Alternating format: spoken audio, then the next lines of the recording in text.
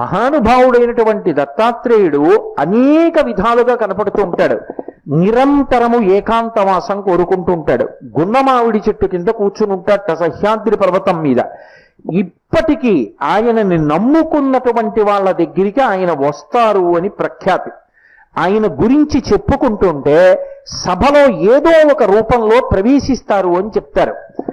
దత్తాత్రేయుల వారి ఉపాసన పరమాద్భుతమైనటువంటి ఉపాసన. ఆయన ఎక్కువగా గురుతత్వంగా నిలబడతారు. యథార్థమునకు భగవంతుడు గొప్పవాడా గురువు గొప్పవాడా అంటే భగవంతుడి కన్నా గురువే గొప్పవాడు.